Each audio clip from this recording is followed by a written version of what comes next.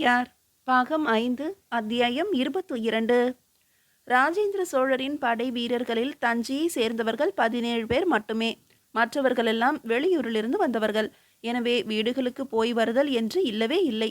இன்று இரவு போர்க்களம் நோக்கி போகிறோம் என்றதும் அவர்கள் பேயாய் ஆர்ப்பரித்தார்கள். மதுபான குடங்கள் வாங்கி கொண்டார்கள். மதுவை நிரப்பிக்கொண்டு குடித்தார்கள். உரத்த குரலில் பாடினார்கள். நெருப்பை சுற்றி ஆடினார்கள். சுட்ட கரியை தின்று பிறகு படுத்து உறங்கினார்கள். விடியும் நேரத்தில் இறங்கி தஞ்சை புறம்படிக்கு சற்று தள்ளியுள்ள ஆற்றங்கரையில் இறங்கி நீந்தி குளித்தார்கள். நெற்றி நிறைய திருநீருடன் குதிரை ஏறினார்கள். ஏறுவதற்கு முன்னாலேயே ஈட்டிகளோடு வரிசையானார்கள். விடிந்து மேலே கதிர் பரவும் நேரம் ராஜேந்திரர் இளவரசர் கிரீரத்தோடும் கழுத்து நிறைய விதவிதமான மாலைகளோடும் ஆயுதங்களோடும் இடுப்பில் நீண்ட கத்தியோடும் இரும்பு சங்கிலியை துணியில் சுற்றி இருக்கியவாறும் உரக்க குரல் கொடுத்தார். தஞ்சை விழித்து கொண்டது. அந்தணர்கள் உரத்த குரலில் தேவி மகாமத்தியத்தை சொல்லிக்கொண்டு முன்னே போக, மக்கள் பூக்கள் வாரி போட, கைகள் அசைத்து விடை கொடுக்க, ராஜேந்திரர் ஒரு சிறு படையோடு அரண்மனைக்குள் நுழைந்து அரசரின் அந்தப்புறத்து வாசலில் நின்றார். வாசற் கதவு திறந்தது. மன்னர் நெற்றி நிறைய திருநீரோடும் ஜரிகை வேட்டியோடும் மேலே வெள்ளை துணியோடும் வாசலுக்கு வந்தார். அரசரின் அத்தனை மனைவியரும் வந்தார்கள். வானதி தட்டில் பெரிய ஆரத்தியோடு வர, ராஜேந்திரரின் மனைவி வீரமாதேவி கீழே இறங்கி வந்து ராஜேந்திரருக்கு திலகமிட்டாள். அரசர் முன்னேறி ராஜேந்திரரை ஆற தழுவி கொண்டார். கருவூர் தேவர் வெற்றி நிச்சயம் என்று சொல்கிறார். நம்மில் எவருக்கும் எந்தவித ஆபத்தும் இல்லை என்றும் சொல்கிறார். மிக பெரிய காரியத்தை செய்வதற்காக நீயும் நானும் பிறந்திருக்கிறோம். எனவே இப்பொழுது எடுக்கப்பட்ட நடவடிக்கைகள் அனைத்தும் சரி என்கிறார். மதுரை பயணம் வெற்றிகரமாக நடக்கட்டும். நான் உன்னை நம்பித்தான் வடக்கு நோக்கி மேலை சாளுக்கியம் வரை நடக்கின்றேன். வீரர்களிடம் கடுமையாக நடந்து கொள்ளாதே. முடிந்த மட்டும் பரிசுகள் கொடு. நெருங்கி நின்று பேசு. புரிந்து கொள், ஆனால் கசந்து கொள்ளாதே. நாம் துங்கபத்ரை நதிக்கரையில் தேங்கி நிற்போம். அநேகமாக நீதான் கீழிறங்கி தாக்குதலை ஆரம்பிப்பாய். மதுரை மக்களிடமும் பிரியமாக பேசு. கோயில்களுக்கு நிபந்தங்கள் கொடு. ஆங்காங்கே நெல் வாங்கி நிபந்தங்கள் கொடு. கொடுக்க கொடுக்கத்தான் அரசனிடம் பிரியம் வரும். எங்கேயும் அந்தணர்களை பகைத்து கொள்ள வேண்டாம். இது இப்போதைக்கு தேவையில்லாத விஷயம். அந்தணர்கள் அடங்கிவிட்டார்கள். எதிர்ப்பு இத்தோடு போதும். சந்தோஷமாக போய் வா. வெற்றி பெற்று வந்து இந்த சோழ தேசத்தின் சக்கரவர்த்தி பதவியை ஏற்றுக்கொள். எனக்கு ஓய்வு கொடு. ராஜேந்திரருக்கு மட்டுமே கேட்கும் வண்ணம் உடையார் ஸ்ரீ ராஜராஜ தேவர் பேச, ராஜேந்திரர் அவரை இறுக தழுவி கொண்டார். இது கொடுப்பினை தந்தையே. உங்களை தந்தையாக கொண்டது எனக்கு மிக பெரிய கொடுப்பினை. யோசித்து பார்த்தபோது உங்கள் மீது மிக பெரிய மரியாதை வந்துவிட்டது. வேகம் மட்டும் போதாது, விவேகம் வேண்டும் என்பதை உங்களிடமிருந்து தெரிந்து கொண்டேன். என்னை பற்றி எந்தவித கவலையும் உங்களுக்கு வேண்டாம். எல்லோருக்கும் பிரியமானவனாக நான் நடந்து கொள்வேன். போர்க்களம் போகும் வரை மெதுவாக போகுவேன். அமைதியாக இருப்பேன். மதுரை நகர மக்களை சந்தோஷத்தில் ஆழ்த்திவிட்டு வருவேன். உங்களுக்கு செய்தி வரும். நாம் கங்க தேசத்தில் சந்திப்போம்.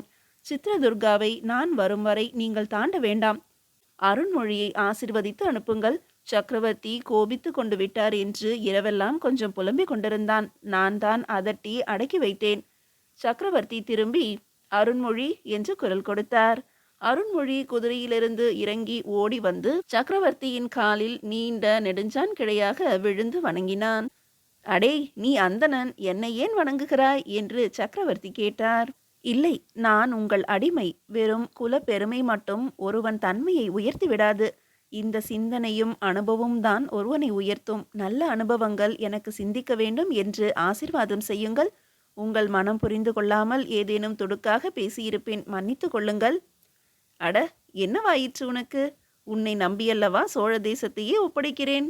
சோழ தேசத்தின் எதிர்காலம் ராஜேந்திரன், ராஜேந்திரனின் எதிர்காலம் உன் கையில் அல்லவா இருக்கிறது. இந்த படையெடுப்பு உன்னை பக்குவப்படுத்தும். ராஜேந்திரனை விட்டு எங்கும் அகல வேண்டாம். இரவும் பகலும் அவனோடு இருப்பதற்கு முயற்சி செய். உன்னை வெளியே அனுப்ப ஏதேனும் கட்டளையிட்டாலும் போக முடியாது என்று மறுத்துவிடு. இல்லை, அப்படி நடக்காது. என்னை பிரிக்காதீர்கள் என்று அவரிடம் சொல்லி உறுதிமொழியும் வாங்கி கொண்டு விட்டேன். சென்று வருகிறேன். மறுபடியும் விழுந்து வணங்கினான். சக்கரவர்த்தி அருகே இருந்த அருண்மொழியின் குதிரை மீது தாவி ஏறினார். அந்த சிறு குதிரை படையை சுற்றி வந்தார். உங்கள் வசம் சோழ தேசத்தின் இளவரசர் ராஜேந்திரர் இருக்கிறார். இளவரசர் அல்ல. வெற்றி பெற்றுவிட்டு வந்த பிறகு அவர் சக்கரவர்த்தி. எனவே உங்களிடம் இருக்கின்ற சக்கரவர்த்தியை கவனமாக பார்த்து கொள்வது உங்களுடைய பொறுப்பு. உங்கள் உயிரை கொடுத்தேனும் அவரை காப்பது உங்கள் பொறுப்பு என்று சொல்ல அவர்கள் கேடயத்தை வாளால் தாக்கி சோழம் சோழம் என்றார்கள். சக்கரவர்த்தியின் குதிரை வர அருண்மொழியின் குதிரையிலிருந்தே அவர் தன்னுடைய குதிரைக்கு தாவினார். அரண்மனை வாசல் நோக்கி விரைந்தார். ராஜேந்திரரும் அருண்மொழியும் அவரவர் குதிரையில் ஏறிக்கொள்ள அந்த சிறு படை அவர்களை சூழ்ந்து கொள்ள அவருக்கு பின்னே அந்த சிறு படை போயிற்று. அரசர் அரண்மனைக்கு வெளியே உள்ள மண் மேட்டில் தன் குதிரையை செலுத்தி நின்று கொள்ள எதிரே உள்ள இளவரசர் படை உரக்க ஆரவரித்தது. இளவரசர் ராஜேந்திரர் வாள் உயர்த்தி விடைபெற அடுத்ததாக அருண்மொழி பட்டன் தன் தோளில் இருக்கும் வில்லை எடுத்து வானம் நோக்கி அம்பு தொடுத்தான். வீரர்களும் வாள் உயர்த்தினார்கள். அந்த விடியற் காலையிலேயே வீரர்களும் குடித்து குதிரைகளுக்கும் மதுவை குடிக்க கொடுத்திருப்பார்கள் போல் இருந்தது. குதிரைகள் எகிரிக்கொண்டே இருந்தன. வீரர்கள் உரத்த குரலில் சிரித்தும் பேசியும் அலட்டி கொண்டிருந்தார்கள். இளவரசர் நகர்ந்ததும் படை பெரிய ஆரவாரத்தோடு பின்தொடர்ந்தது. அந்த படை போகின்ற போக்கை பார்த்து ராஜராஜரின் முகம் கருத்து கவலையாயிற்று. அரண்மனையின் மேல் தளத்திலிருந்து பஞ்சவன் மாதேவி நின்று அந்த படையை உற்று பார்த்தாள். அங்கிருந்து பார்க்கும்போது படையினுடைய பின்பக்க பகுதி ஒடுங்கியதாகவும் வெறும் உல்லாசமாகவும் ஆட்டம் பாட்டம் மிகுந்ததாகவும் பொதுமக்களை மிரட்டுவதாகவும் இருப்பதை பார்க்க முடிந்தது. படை நகர்ந்து போகும் இடமெல்லாம் தகராறுகள் இருக்கும் என்று அவளுக்கு தெரிந்தது. திருக்காட்டுப்பள்ளி வழியாக ராஜேந்திர சோழர் படைகள் வருவதை மருவூர் அந்தணர்கள் தெரிந்து கொண்டார்கள். அவசர அவசரமாக ஒன்று கூடி பேசி அவர் படையோடு சேர்ந்து கொள்ளலாமா என்று விவாதித்தார்கள். இல்லை, இவர் படையோடு சேர்ந்து கொள்வதை விட தற்கொலை செய்து கொள்வது உத்தமம் என்று தீர்மானித்தார்கள். ராஜராஜரின் படையோடு சேர்ந்து கொள்வோம். இன்றைக்கு யோகம் சரியில்லை. செவ்வாயின் ஆதிக்கம் அதிகம். இந்த ஹோரையில், இந்த ஆதிக்கத்தில், இந்த திதியில் அசுரனை கொன்று சந்தோஷித்த துர்க்கை இருக்கிறாள். இப்போதைக்கு ராஜேந்திரிடம் போய் பேசினால் எகத்தாளம்தான் வெளிப்படும் என்றார் ஒருவர். அவர் வருகையை எதிர்கொள்ளாமல் அந்தணர்கள் என்று அடையாளம் கூட காட்டாமல் மக்கள் கூட்டத்துக்கு நடுவே யாதவர்களோடு நின்று பார்த்துவிட்டு வருவோம் என்று தீர்மானித்தார்கள் அந்த அந்தணர்கள். ஆனால் இந்த செய்தி பழமர்நேரி அந்தணர்களுக்கு எட்டவில்லை. ஏனப்பா, மருவூர் அந்தணர்கள் போர்க்களம் போவார்கள் என்றால் நாம் ராஜேந்திரர் படையோடு சேர்ந்து கொண்டால் என்ன? நம் வீதி வழியாகத்தானே போகிறது. எங்களையும் போருக்கு அழைத்து போங்கள் என்று ராஜேந்திரிடம் கேட்டால் என்ன? கேட்போம் கேட்போம். பழமர்நேரி அந்தணர்கள் போருக்கு போவதற்கு ராஜேந்திரரை உத்தரவு கேட்பது என்றும் அதற்கு முன்னால் அவரை மாலையிட்டும் பூரண கலசம் ஏந்தியும் வரவேற்பது என்றும் வெற்றி வாழ்த்து சொல்வதும் என்றும் தீர்மானமாகியது. அந்தணர்கள் உடுத்தி கொண்டு நெற்றியில் நீரு பூசி கையில் வெள்ளி குடத்தோடு காத்து கொண்டிருந்தார்கள். பின்னால் வந்த ஒற்றர் படை அவர்களை சூழ்ந்து கொண்டது. என்ன வைத்திருக்கிறாய் குடத்தில்? நீர், தேங்காய்.